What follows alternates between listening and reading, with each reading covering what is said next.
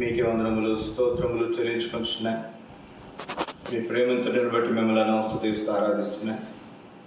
మీ కార్యములను బట్టి మిమ్మల్ని స్తుతిస్తూ ఆరాధిస్తున్నాయి.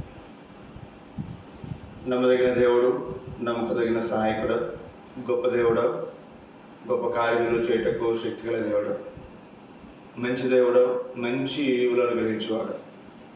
మీకే స్తుతులు స్తోత్రములు చెల్లించుకుంటున్నాయి. ఈ సమయం అంతటి కొరకే మీ సన్నిధిలో చేరి మేము ప్రార్థన చేస్తున్నాను తండ్రి. మాకు చాలిన దేవుడుగా మీరు నందులకై మిమ్మల్ని స్తుతిస్తూ ఆరాధిస్తూ మీ సన్నిధిలో చేరి మేము ప్రార్థన చేస్తున్నాం. కొన్ని పాటలు పాడడం ద్వారా మీ వాక్యం నిమిత్తం మా హృదయాలు సిద్ధపరిచేందులకి ముక్తి తీస్తున్నాయి. సమయంలో మీ సన్నిధిలో చేరి మేము ప్రార్థన చేస్తున్నాం తండ్రి. మంచి దేవుడు, మంచి అనిపించేవాడు, గొప్ప దేవుడు, మీకు వందనములు స్తోత్రములు చెల్లించుకొచ్చున్నాయి. మీ వద్ద నుండి అడిగి పొందినట్లుగా మీరు అనుగ్రహించిన దివ్యమైన తరుణాన్ని బట్టి ముక్తి తీసి ఆరాధిస్తున్నాయి. మరొకసారి నా బుద్ధిహీనతను, నా విధేయతను, అపరంగతను, నా అభ్యర్థులను క్షమించము. మీ కలవరి రక్త ప్రోక్షణ తెచ్చుకొచ్చుండగా మీరు నన్ను కడిగి పరిశుద్ధపరచము. ఈ సమయం కొరకు మీ ఆత్మతో నన్ను అభిషేకించము. మీ ఆత్మ స్వాతంత్రం మీరు అనుగ్రహించము. ఉచ్చరింప సఖ్యము గారి మురుగులతో ఆత్మ తానే మా పక్షంగా విజ్ఞాపన చేస్తుండగా అటు విజ్ఞాపన ఆత్మను మీరు మా మీద కుమ్మరింపచేయండి. ఈ సమయాన్ని మాకు దీవెనకరంగా, ఆశీర్వాదకరంగా నిర్మించు. మీ కృపను, మీ కనికరమును కోరుకోవచ్చు. మీ దయను, మీ వాత్సల్యతను కోరుకోవచ్చు. సమస్త మహిమ, ఘనత, ప్రభావమే కాదు. మాలో మీ ప్రార్థనాత్మను కుమ్మరించి ఏ విషయాల గురించి ప్రార్థన చేయాలో, ఏ విధంగా ప్రార్థన చేయాలో మీరు మాకు నేర్పించమని, మమ్మల్ని సిద్ధపరచమని యేసు పరిశుద్ధ నామములో స్తుతించి ప్రార్థించి అడిగి వేడుకుంటున్నాము తండ్రి. ఆమేన్.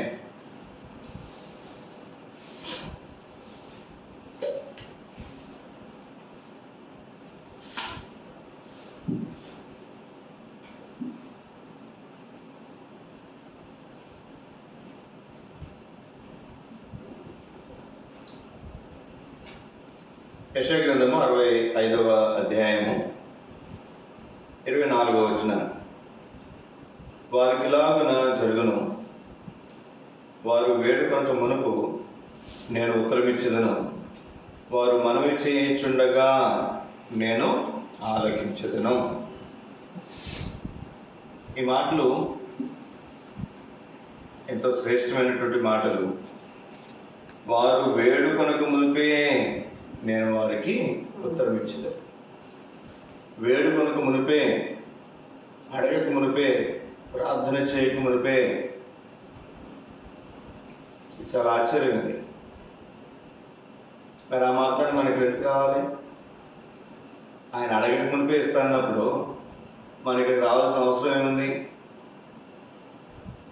ఇక్కడికి రావాల్సిన అవసరం ఏముందండి? ఏమీ లేదు. మీకు అర్థమవడం కోసం చెప్తాను నేను. మరి మాకు పిల్లలు ఉన్నారు, మనకు కూడా అందరికీ పిల్లలు ఉన్నారు. వాళ్ళ స్కూల్లో జాయిన్ చేసాం. నాకు బ్యాగ్ కొని డాడీ, షూ కొను, బుక్స్ కొను అని వాళ్ళు అడగాలి. మనమే ఆలోచన చేస్తాం.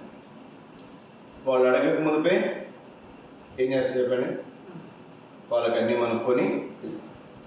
ఒకవేళ వాడు ఊరు వెళ్ళాడు సెలవులకి, ఒక 10 రోజులు లేట్గా వచ్చాడు. మన బంధువుల ఇంటికి ఏదో ఫంక్షన్ ఉంది, లేదా ఏదైనా సందర్భం ఉంది. సరే వాళ్ళని పంపించాను పిల్లల్ని. ఒక వారంలో లాగి వచ్చాడు. వాడు వచ్చే పంట, వాడు రాకముందు పంట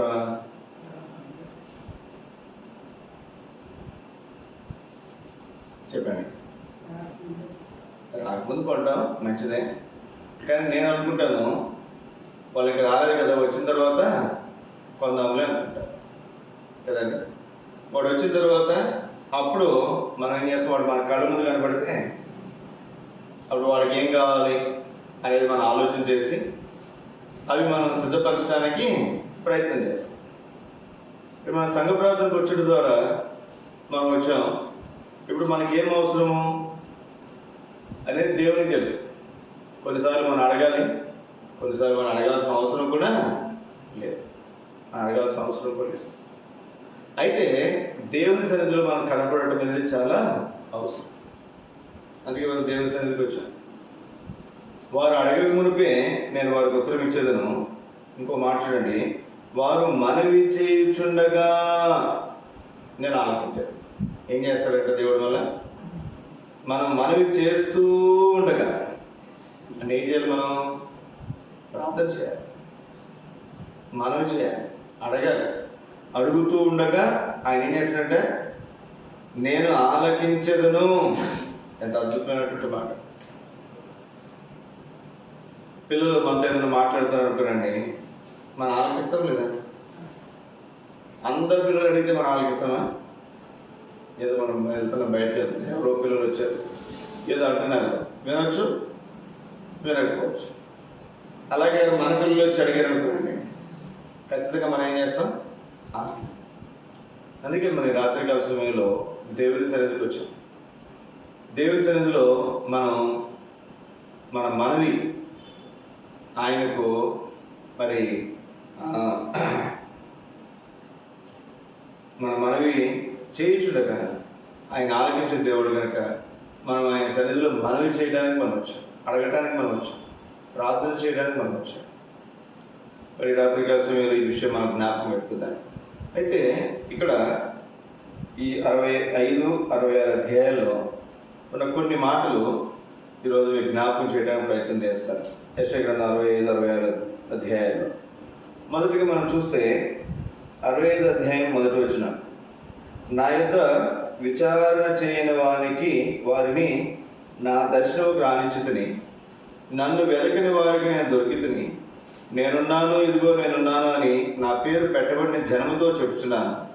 తమ ఆలోచనలు అనుసరించి చెడు మార్గం నడుచుకొనొచ్చు లోబడి నల్లని ప్రజల వైపు దినమంతయు నా చేతులు చాపుచున్నాను. ఇక్కడ ఎంత శ్రేష్టమైనటువంటి మాటలు అంటే, బహుశా ఇవి నీ కొరకు, నా కొరకు, మన రక్షణ పొందక మునుపు మన జీవితాలు ఎట్లా ఉన్నాయి అనే దానికి సాదృశ్యంగా మనం ఇక్కడ చూస్తున్నాం. చూస్తే నా యొద్ద విచారణ చేయని వారిని నా దర్శనములకు రానిచ్చింది. మన దేవుని సన్నిధిలో ప్రార్థన చేయలేదు చాలాసార్లు. నేనైతే మరి చిన్నప్పుడు సండే స్కూల్కి వెళ్ళమంటే అటు తిరిగేసేవాడిని, బయట ఎక్కడెక్కడో తిరిగేవాడు, ఇష్టానుసారంగా ప్రవర్తించేవాడు, ఎంత అన్యాయంగా అక్రమంగా ప్రవర్తించేవాడు. దేవుని సన్నిధిలో ఏదో తల్లిదండ్రులు వెళ్ళమన్నారు కాబట్టి వెళ్ళేవాడిని, కానీ లేకపోతే దేవుని సన్నిధికి వెళ్ళేవాడిని కాదు. మా నాన్నగారు మాత్రం మరి నేను ఇంజనీరింగ్ చదువుతున్నప్పుడు ఉత్తరం రాశారు. ఆ రోజుల్లో అరే ఈ ఆదివారం చర్చికి వెళ్ళావా అని అడిగేవాడు. ప్రతి ఉత్తరం, వారానికి ఒక ఉత్తరం వచ్చేది. వచ్చిన ప్రతి ఉత్తరంలో కూడా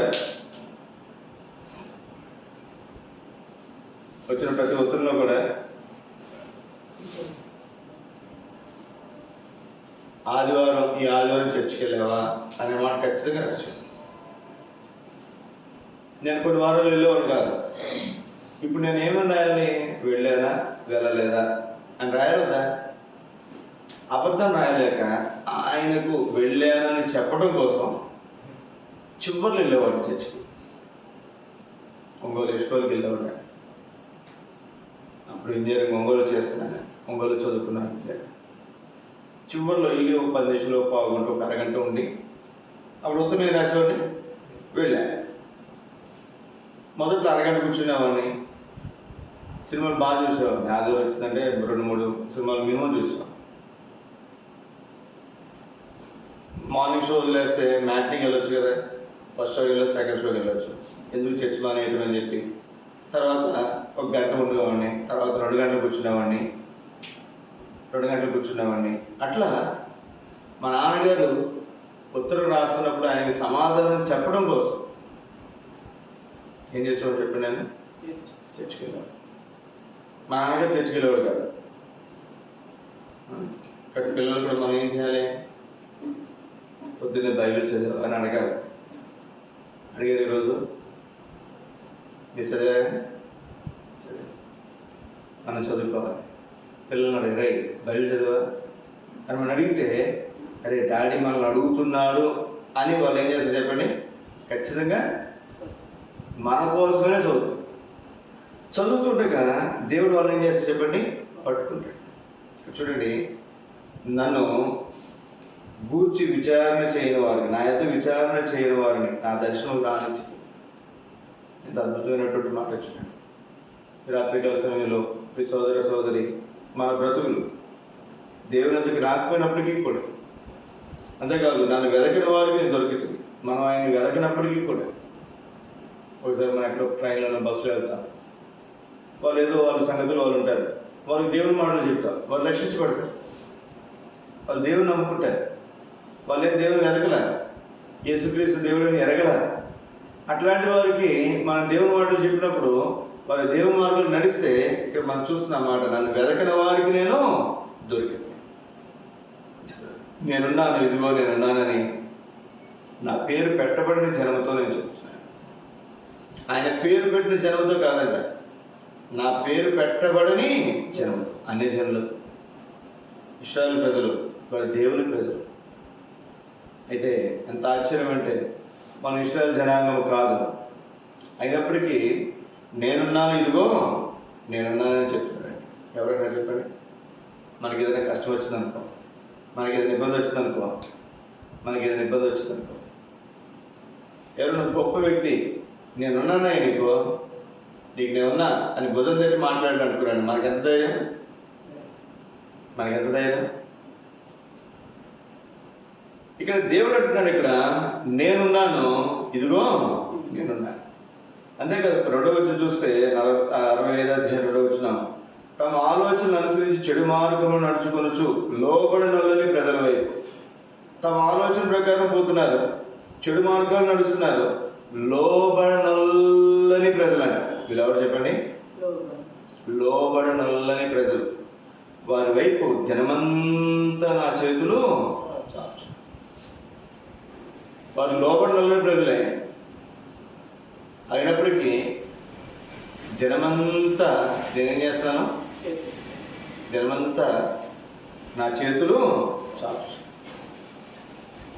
యేసుక్రీస్తు వారు ఎంత గొప్ప దేవుడు అంటే, ఆయనను సిలువలో మేకులు కొట్టిన వారి కొరకు,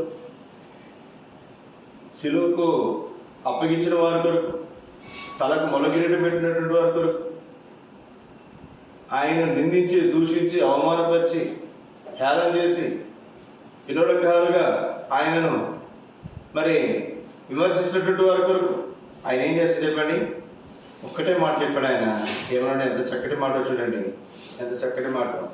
తండ్రి, వీరేం చేస్తున్నారు, వీరు ఎరుగరు, వీరిని క్షమించుము. ఎంత అద్భుతమైనటువంటి మాట. ఈ రాత్రికాల సమయంలో ఈ సోదర సోదరి మనం గమనించాల్సినటువంటి మాట, తనను వెదకని వారికి ఆయన దొరికాడు. తన దర్శనముకు రానటువంటి వారిని తన దర్శనముకు రానిచ్చాడు. నేనున్నాను, ఇదిగో నేనున్నానని తన పేరు పెట్టబడిన జనముతో, అంటే మనతో ఆయన చెప్తున్నాడు. అంతేకాదు, మనం ఎదురాడినప్పటికి కూడా, బహుశా అందరూ కాకపోతే కొంతమందిమైనా మనం ఎదురాడినటువంటి వారిని, సౌలు ఏం చేశాడు చెప్పండి, దేవుడు అంటాడు సౌలుతోటి, మునుకోలకు ఎదురుతనుట.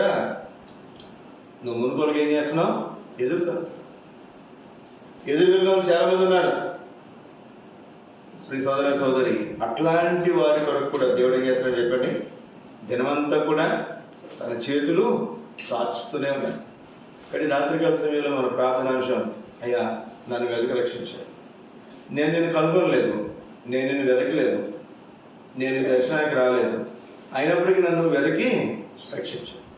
నేనున్నాను, ఇదిగో నేనున్నానని చెప్పి నీ పేరు పెట్టబడిన నాతో నువ్వు చెప్పాడు. అలాగే మా చుట్టుపక్కల మా బంధువులు, మా రక్త సంబంధులు, మా ఇరుగు పొరుగు వారు, మా చదువుకునే స్థలాలు, లేదా మన ఉద్యోగం చేసుకునే స్థలాలు, ఎక్కడైతే మరి మనం ఉన్నాము, ఆ స్థలాల్లో ఉన్నటువంటి వారి కొరకు మనం ప్రార్థన చేయదుముగా. యెషయా గ్రంథం 65వ అధ్యాయం 1వ వచనం మనం చదువుకున్నాం. ఇప్పుడు మనం కొంచెం ముందుకు వెళ్దాం.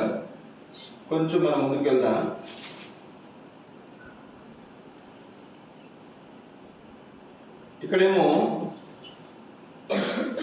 మొదటి వచనంలో నన్ను గూర్చి నా యొక్క విచారణ చేయని ప్రజలు అని మనం చూస్తున్నాం. మొదటి వచ్చిన 65 వచ్చిన నన్ను వెదకని వారు అని మనం చూస్తున్నాం. 10వ వచనంలోకి ఒకసారి చూడండి. 65 అధ్యాయం యెషయా గ్రంథం 10వ వచనం. నన్ను గూర్చి విచారణ చేసిన నా ప్రజల నిమిత్తము. అక్కడ ఎవరంట? నన్ను గూర్చి విచారణ చేయని ప్రజలు, నా దర్శనంలోకి రాని ప్రజలు. ఇది అన్యజనులుగా ఉన్నప్పుడు ఉన్నటువంటి మన స్థితిని జ్ఞాపకం చేస్తుంది. ఇప్పుడు మనం ఎవరు? దేవుని ప్రజలు. ఇప్పుడు మనం ఎవరికి విచారణ చేస్తాం చెప్పండి. ఒకసారి ఒంగోలులో సుబ్బారెడ్డి గారు సంఘ పెద్ద జాన్ గారు ఎవరు నాకు జ్ఞాపకం అవ్వట్లేదు, ఆదివారం పరిచయకి వచ్చాడు ఆయన. ఇప్పట్లో ఆటోలు ఉండే, అప్పుడు రిక్షా. ఆయన మరి బస్ స్టాండ్ నుంచి ఎక్కడి నుంచో రిక్షా కట్టించుకొని ఇసుకూరుకి వచ్చాడు. ఇసుకూరుకి వచ్చిన తర్వాత ఇసుకూరు దగ్గర ఒక బల్ల ఉంటుంది, ఎప్పుడు కూడా మీరు చూసారు కదా, ఒక బల్ల ఉంటుంది. ఎవరైనా వస్తే అక్కడ బల్లలో కూర్చుంటారు. ఆయన ఆదివారం పరిచయం ముగించి ఇసుకూరుకి వచ్చాడు. కొంచెం కూర్చున్నాడు, కొంచెం ఎక్కువ ఉందని చెప్పి బల్ల మీద కూర్చున్నాడు. ఎక్కువ ఉందని అట్లా పడుకున్నాడు. పడుకుంటే అప్పటికే ఆయనకి హార్ట్ స్ట్రోక్ వచ్చింది. ఆ సంగతి ఎవరికి కూడా తెలియదు. ఆ రోజుల్లో హార్ట్ స్ట్రోక్ అంటే 20 సంవత్సరాల క్రితం సంగతి. అప్పుడు సుబ్బారెడ్డి గారు పరిచయం అయిపోయింది, వచ్చారు. అంట్లు బాగాలేదనేసరికి హడావుడిగా హాస్పిటల్కి తీసుకెళ్ళారు. వెంటనే హాస్పిటల్కి తీసుకెళ్ళారు. హాస్పిటల్కి తీసుకెళ్తే అక్కడ డాక్టర్ గారు చూశారు. చూసి ఆయన లాభం లేదండి, ఇప్పటికి ఆలస్యం అయిపోయిందని చెప్పారు. ఆ టైంలో సుబ్బారెడ్డి గారు ఒక మాట అన్నాడు. హడావుడిలో ప్రార్థన కూడా చేయకుండా తీసుకొచ్చామండి. అప్పుడు డాక్టర్ గారు ఒక అన్యుడైన ఆయన అన్నమాట, అంటే మీరు దేవునికి కూడా అవకాశం ఇవ్వలేదే. సుబ్బారెడ్డి గారు ఒకసారి చెప్పారు మాట. అంటే కొన్నిసార్లు మనకున్నటువంటి హడావుడిని బట్టి, తొందరని బట్టి మనం ఏం చేస్తాం చెప్పండి, ప్రార్థన చేయం. నేను గుంటూరు సీఎంలో ఉన్నప్పుడు అక్కడ సేవకుల ప్రార్థన మీద ఒక సేవకుల ప్రార్థన జరుగుతుంది. ఎక్కడో ఏదో మొత్తానికి చాలా గందరగోళం మధ్యలో అక్కడ జరుగుతున్న ఆ సందర్భంలో అప్పుడు ఏం చేయాలి, అందరికి లెటర్స్ రాయాలి. అక్కడ ఒక ఆయన ఉన్నాడు, లెటర్స్ రాయమన్నాడు. అడ్రస్ నేను రాస్తున్నా. అప్పుడు పోస్ట్ మ్యాన్ వెళ్ళిపోతా, టైం అయిపోద్ది అని చెప్పి హడావుడిగా అక్కడ ఉన్నటువంటి ఒక ఆయన హడావుడిగా వెనుక లెటర్స్ అని కూడా పంపించారు. వాళ్ళ బావగారు వచ్చారు. అక్కడ వాళ్ళ బావగారు వచ్చారు, పేరు చెప్పట్లేదని. మరి లేదా అబ్రహం బాబు బ్రదరు ఉన్నారు. ఆయన హడావులో ఇవన్నీ కూడా రాయించి పంపించేశారు. 2 నిమిషాలకి వాళ్ళ బావగారు ఇజ్రాయెల్ వచ్చారు. డాక్టర్ ఇజ్రాయెల్ గారు వచ్చి పంపించేశారంటే ప్రార్థన చేశారన్నాడు. ఆయన చేయలేదండి. ప్రార్థన చేయాలి, పంపించారు. సరే మనం ఇప్పుడు ప్రార్థన చేద్దామని చెప్పి అప్పుడు ఆయన ఏం చేశారు చెప్పండి, ప్రార్థన చేశారు. అంటే మనం ఎట్లా ఉంటామంటే కొన్ని సందర్భాల్లో మనకున్నటువంటి తొందరను బట్టో, మనకున్న అర్జెన్సీని బట్టో మనం ఏం చేయాలి చెప్పండి, ప్రార్థన చేయాలి.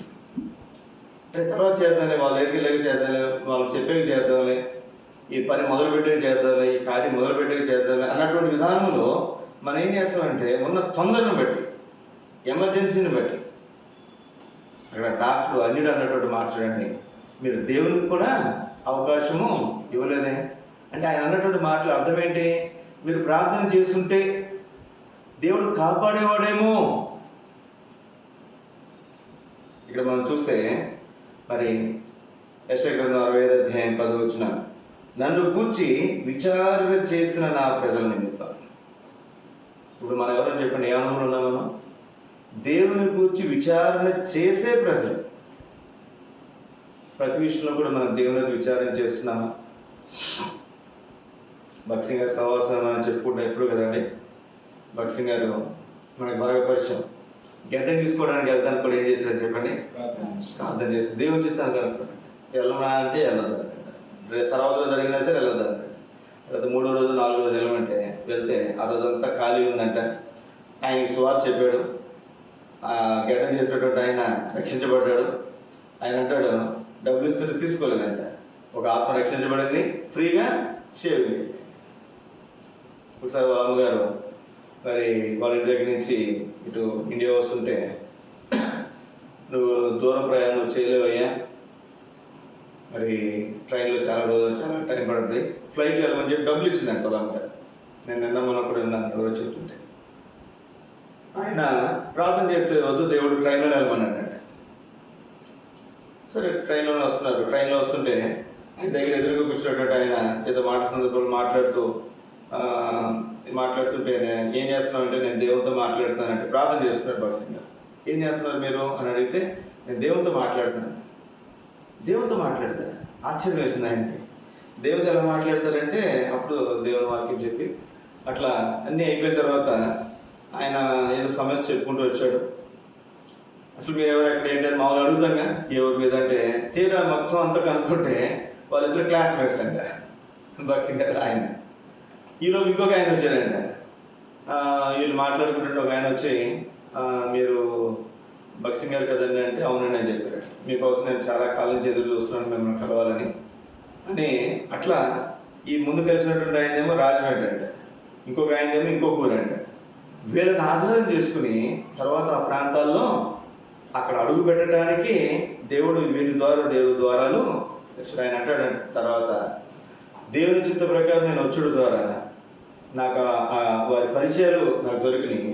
రెండవది, అక్కడ పరిచయం ఆరంభించడానికి దేవుడు సహాయపడవచ్చు. కానీ ప్రతి విషయంలో కూడా ఈ రోజుల్లో మనం ఏం చేస్తామంటే, నా మటుకు నేను ఏదైనా ప్రాముఖ్యమైనది అయితేనే ప్రార్థన చేస్తాను. చిన్న విషయాలు మనం ఏం చేయాలి చెప్పండి, సహజంగా మనం చేయాలి.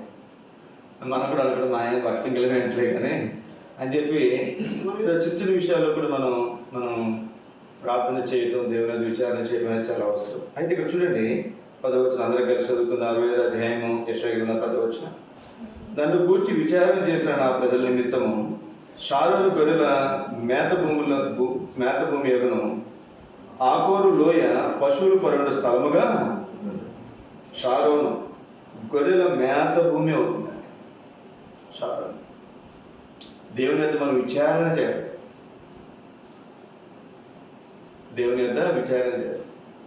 అబ్రహాము లోతు మనం బాగా పరిచయం. వారికి సమస్య వచ్చినప్పుడు ఒకరిని విడిచి ఒకరు వెళ్ళాలన్నటువంటి పరిస్థితి వచ్చినప్పుడు, కలిసి ఉండలేనటువంటి స్థితి వచ్చినప్పుడు లోతు ఏం చేసి చెప్పండి, వెలిచూపుని బట్టి తాను వెళ్ళిపోయాడు. అది సారవంతమైనటువంటి భూమి అనుకున్నాడు కానీ మరి దేవుని మీద తాను విచారణ చేయలేదు. నష్టపోయాడు. బాగా పరిచయం. సమృద్ధి కలిగినటువంటి వ్యక్తిగా పోయాడు. రిక్త హస్తాలతో తాను ఆ ప్రాంతం నుంచి బయటకు వచ్చాడు. నయమి గురించి కూడా మనకు బాగా పరిచయం. సమృద్ధి కలిగి వెళ్ళింది. తన భర్త ఉన్నాడు, 2 కొడుకులు, ఇంత కొంత ఆస్తిని తీసుకుని పోయింది. ఇప్పుడు ఎలా వచ్చింది చెప్పండి, తన భర్తను పోగొట్టుకుని 2 కుమారులను కూడా పోగొట్టు. తనకంటే ఇంకెవరు లేరు అసలు. సోదర సోదరి, ఇక్కడ మనం చూస్తే షారోను మేత భూమి, గొర్రెల మేత భూమి అవుతుందంట. ఆకోరు లోయ పశువుల పరుండు స్థలముగా. ఆకోరు లోయ ఇది మనం శ్రమలోయ అని కూడా మనం చూస్తాం ఆ జ్ఞాపకంతో. అయితే ఇక్కడ రాబడినటువంటి మాట అది పశువులు పరుండు స్థలం. ఇంకొక మాట మనం చూస్తే ఇక్కడ దేవుని వాక్యంలో మరి 24వ వచనం కూడా, యెషయా గ్రంథం 65:24, వారికి ఇలాగున జరుగును, వారు వేడుకొనుకు మునుపు నేను ఉత్తరం ఇచ్చేదను, వారు మనవి చేయుచుండగా నేను ఆలకించును. మన దేవుడు ఎట్లాంటి దేవుడు అంటే, మనం వేడుకొనుకు మునిపే, పిల్లలు ఉన్నారు అన్నీ అడగాల్సిన అవసరం లేదు, వాళ్ళు అడగక మునిపే చాలా మనం ఏం చేస్తాం చెప్పండి, చేస్తాం. కొన్నిసార్లు వాళ్ళు అడుగుతుంటే ఏదైనా విషయాలు జాగ్రత్తగా ఆలకిస్తాం. బయట పిల్లలు మనం అడిగితే మనం అంత జాగ్రత్తగా మనం ఆలకించాం. మన దేవుని పిల్లలు కనుక మన దేవుని సన్నిధిలో మనం వేడుకున్నప్పుడు ఆయన ఏం చేస్తాడంటే, మనం మనవి చేయించుండగా దేవుడు ఆలకించేవాడు. ఒకసారి మనకి ఏదైనా అర్జెన్సీ పని ఉందనుకోనండి, పిల్లలు ఏదైనా అడిగితే ఏమంటారు చెప్పండి, రై ఆగ్రహం ముందు బాగు అంటున్నాం.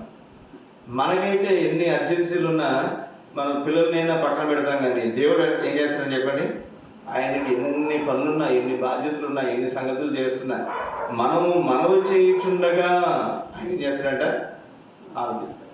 కాబట్టి రాత్రికాల సమయంలో మన దేవుని సన్నిధికి ఎందుకు వచ్చామంటే, మనం మనవి చేయడం ద్వారా దేవుడు ఏం చేస్తాడు, మన ప్రార్థన ఆలకిస్తాడు.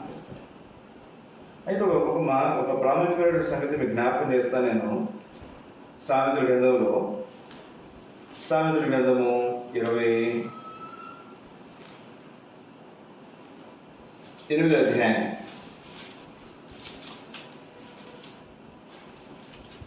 ఈరోజు ఉదయం దేవుడు మాతో మాట్లాడినటువంటి మాట 11వ వచనం. అతిక్రమమును దాచిపెట్టుకున్నవాడు వర్ధిల్లడు, వాటిని ఒప్పుకొని విడిచిపెట్టువాడు. నేను పాపమును లక్ష్యం చేసిన దేవుడు నా మనవి ఆలకింపకపోవును అంటాడు కీర్తనగా. ఇక్కడ రాత్రికాల సమయంలో మనం ప్రార్థన చేసేటప్పుడు దేవుడు మన మనవి ఆలకించేవాడే, ఇందులో ఏమాత్రం అనుమానం లేదు.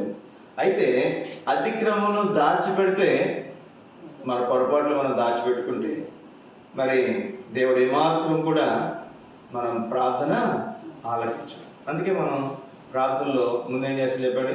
ఒప్పుకోలు ప్రార్థన చేస్తాం. ఎందుకు ఒప్పుకోలు ప్రార్థన చేస్తాం? మన తప్పిదాలు, మన పొరపాట్లు సరి చేసుకోవడానికి. భోజనం చేసే ముందు ఏం చేస్తాం? చేతులు కడుతుంది. అట్లానే మనం ప్రార్థన చేసే ముందు కూడా ఒప్పుకోలు ప్రార్థన చేస్తాం. ఒప్పుకోలు ప్రార్థన ద్వారా ఏదైనా విషయాలు, మనం తప్పైనటువంటి విషయాలు, దేవుని వాక్యంలో దేవుడు మనం చూపించిన విషయాలు, లేదా ఈ రోజంతట్లో, ఈ వారం అంతట్లో మనం తప్పైనటువంటి విషయాలు దేవుని సన్నిధిలో మనం ఏం చేస్తాం చెప్పండి?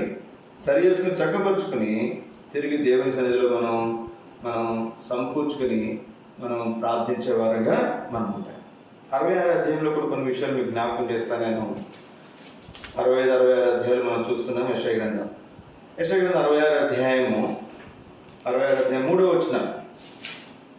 ఎద్దును వధించువాడు నరుని చంపువాని వంటి వాడే, గొర్రె పిల్లను బలిగా అర్పించువాడు కుక్క మెడను విరుచువాని వంటి వాడే, నైవేద్యము చేయువాడు పంది రక్తము అర్పించువాని వంటి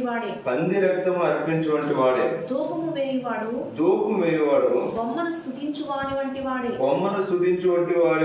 వారు తమకిష్టమైనట్లుగా, ఎందుకంటే వారు తమకిష్టమైనట్లుగా త్రోవలను ఏర్పరచుకునేది, వారి అసహ్యమైన పనులు తమకే ఇష్టముగా ఉన్నవి. అంటే ఏం చేస్తారు ఇక్కడ?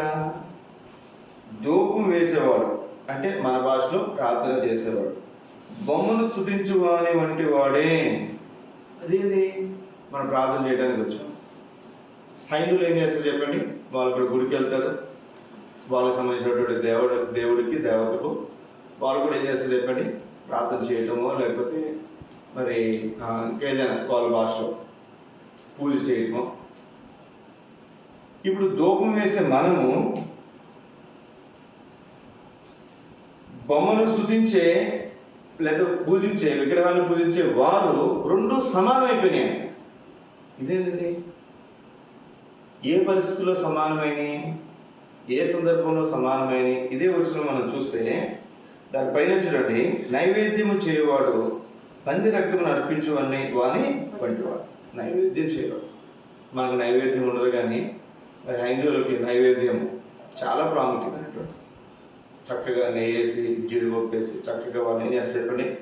కొంచెం ఆ స్వీట్, చక్కెర పొంగలు రకరకాలు చేసి తీసుకెళ్ళి అక్కడ దేవుని దగ్గర పెడతారు. దేవుడు తింటాడో మనకు తెలియదు, కానీ పంతులు గారు మాత్రం చక్కగా ఇంటికి తీసుకెళ్ళాలని తింటారు. ఇప్పుడు మనం జాగ్రత్తగా ఆలోచిస్తే ఎందుకు ఈ మాట అన్నాడు ఇక్కడ? 3వ వచనంలో చివరి 2 లైన్లు చూడండి.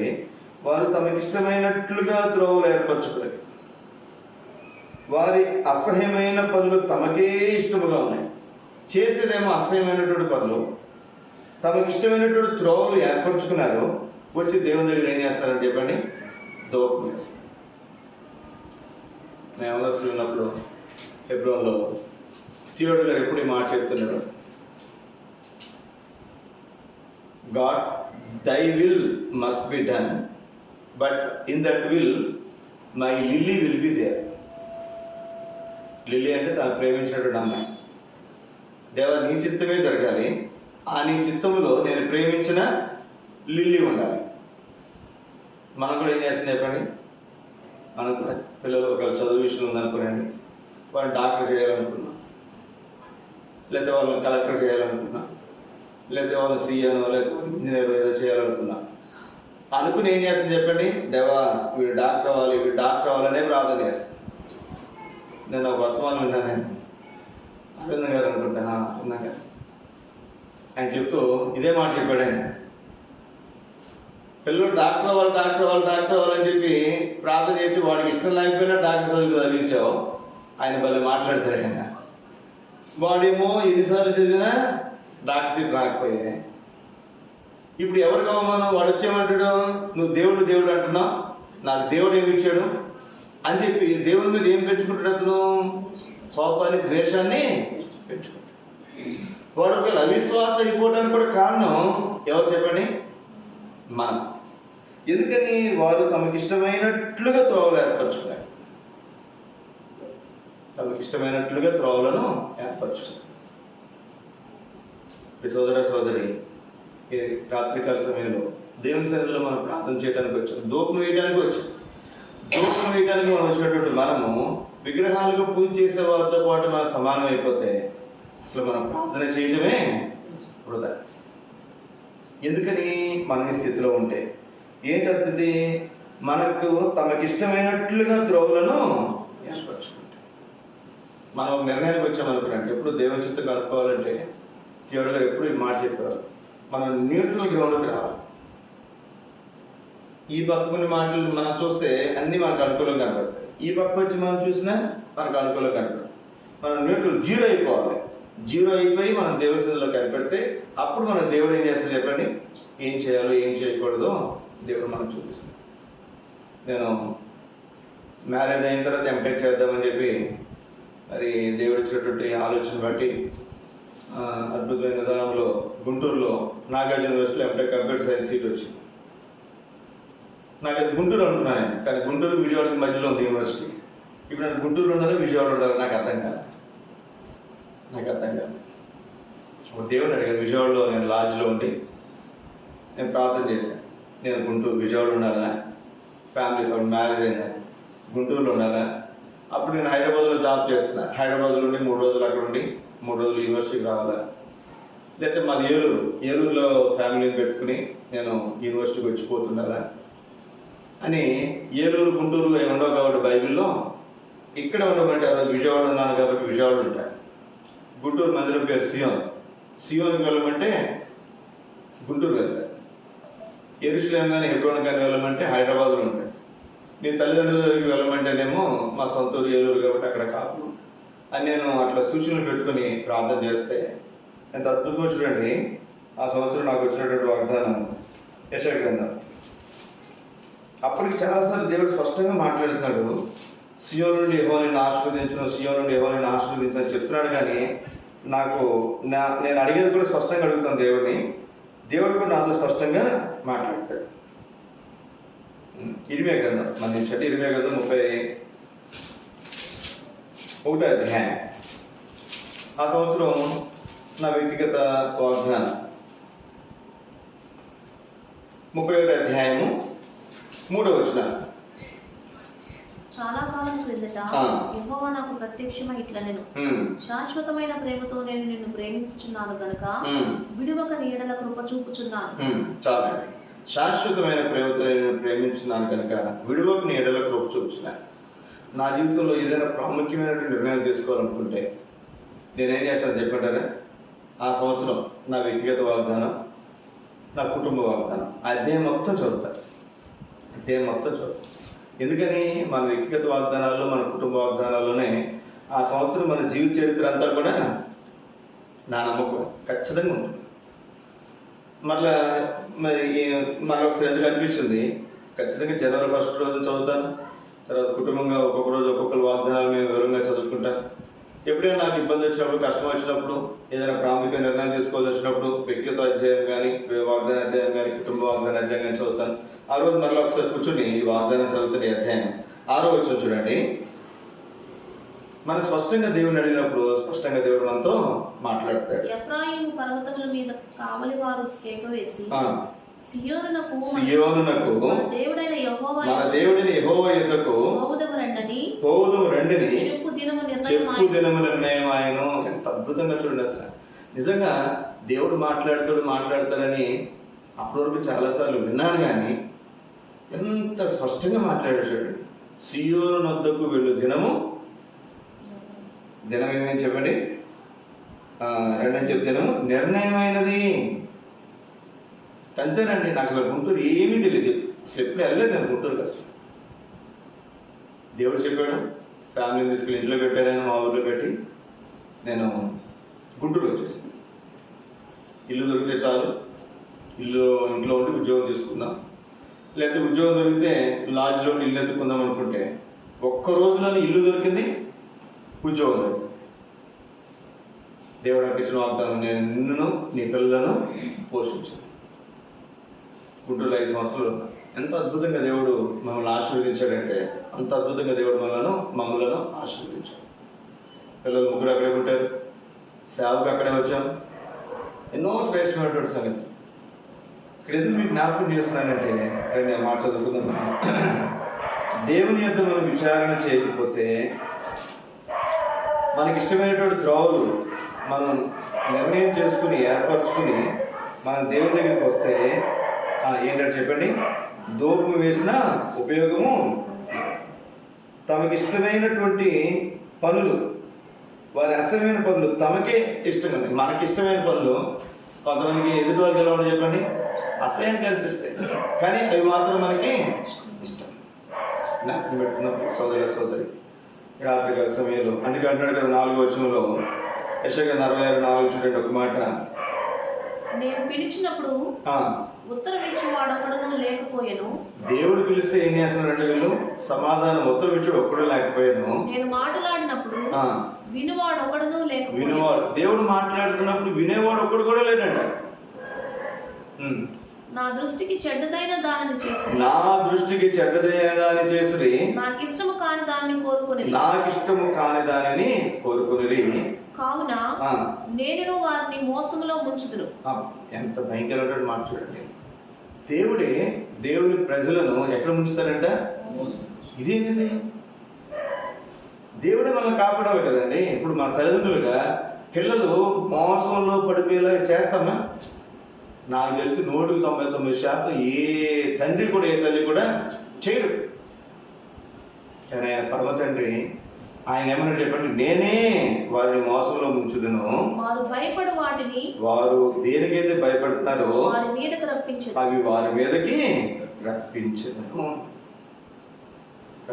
ఈ రాత్రికాల సమయంలో దేవుని బిడ్డలైనటువంటి మనం దేవుని సన్నిధిలో మనం ధూపం వేసినప్పుడు మరి మనకి ఇష్టమైన మార్గాలు మనం ఏర్పరచుకుని మన ఇష్టానుసారంగా మనం ప్రవర్తిస్తూ ధూపం వేసినప్పుడు దేవుడు మన ప్రార్థన ఆలకించాడు.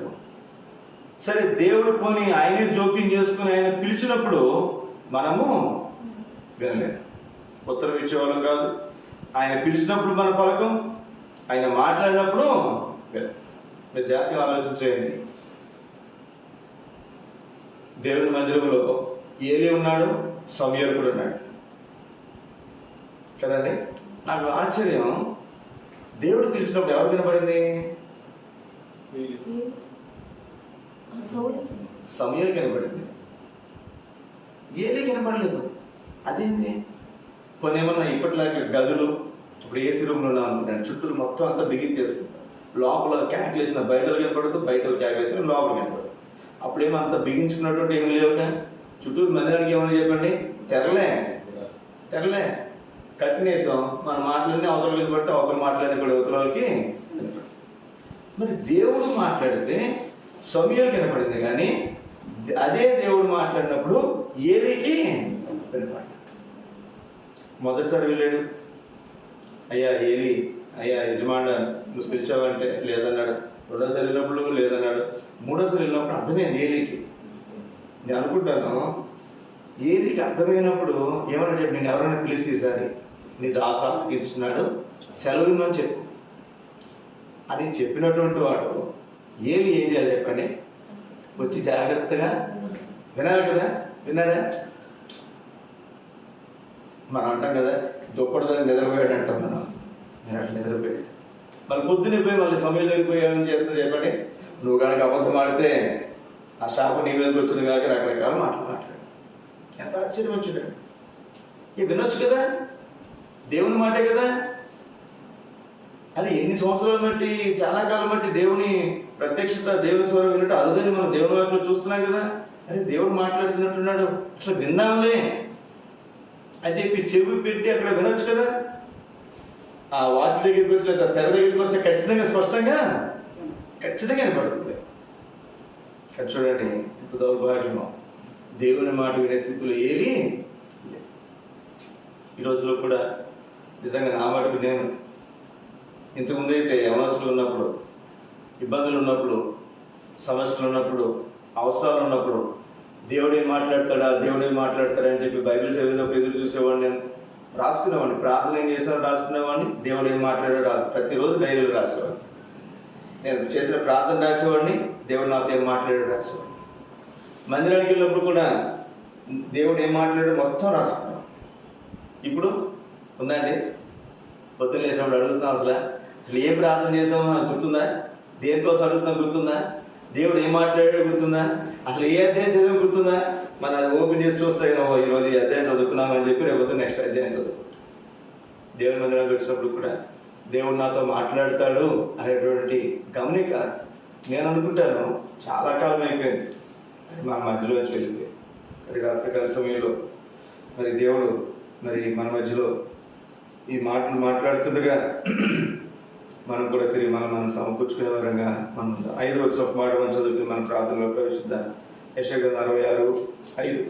యెహోవా వాక్యమునకు భయపడువారా ఆయన మాట వినుడి. మిమ్మల్ని ద్వేషించుచు నా నామమును బట్టి మిమ్మల్ని త్రోసివేయు మీ స్వజనులు మీ సంతోషము మాకు కనబడినట్లు యెహోవా మహిమనందును గాక అని చెప్పుదురు, వారే సిగ్గునందుదురు. ఎప్పుడంటే యెహోవా వాక్యమునకు భయపడినప్పుడు, ఆయన మాట వినినప్పుడు. రాత్రికాల సమయంలో దేవునికి భయపడవట్లేదు, దేవుని వాక్యము దేవుని మాట మనం విన్నట్లుగా, తద్వారా మనల్ని ఎవరైతే దూషించారో, మనకు ఈరోజు ఎవరైతే ఉన్నారో వారు సిగ్గునందునట్లుగా దేవుడు మన జీవితంలో గొప్ప కార్యములు చేయనుగా. మన ప్రార్థనలో ప్రవేశిద్దాం. మరి ఎప్పటిలాగానే ఒక ఇద్దరు ప్రేరేపించబడినటువంటి వారు ఒప్పుకోలు ప్రార్థన చేసిన తర్వాత మనం అంశాల గురించి మనం ప్రార్థించే వారంగా మనం ఉంటాం. మనం ప్రార్థన జీవించే వారంగా ఉందా దగ్గరగా ప్రార్థన చేయండి.